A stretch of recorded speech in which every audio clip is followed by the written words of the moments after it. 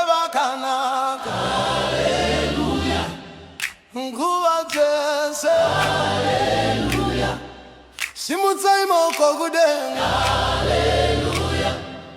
Haleluya, haleluya. Ndakafamba murima ndirindega,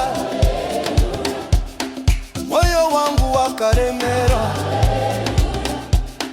misozi shiyerera usiku,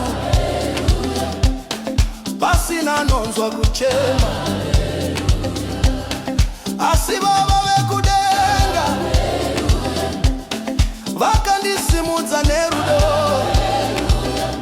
nasi ndinomira ndichipupura, kuti nyasha dzavo hadziperi.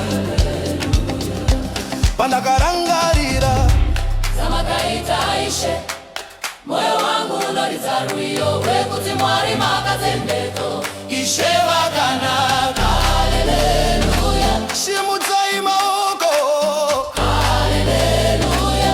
moyo ngauimbe, haleluya. Ishebakanaka, nyasha dzavo hadziperi, zuro nanasi, kusvikira nekuzinya peri. Ishebakanaka, haleluya. Ishebakanaka,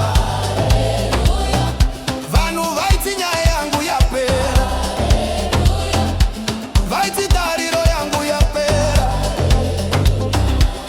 asi Mwari vakashandura nyaya, zvino ndava kupembera.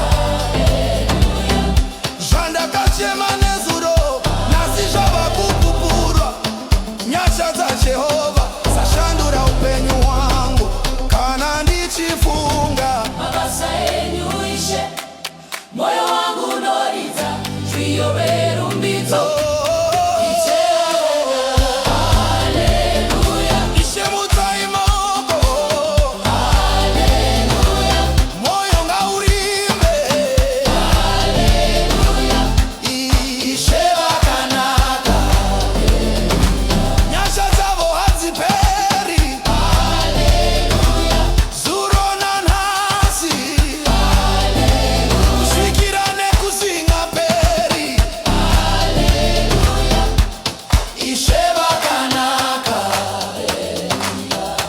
tambai pamberi paMwari, simudzai maoko kudenga. Clap your hands everybody, celebrate the Lord tonight. Jehovah vanotonga, Jehovah vanoponesa,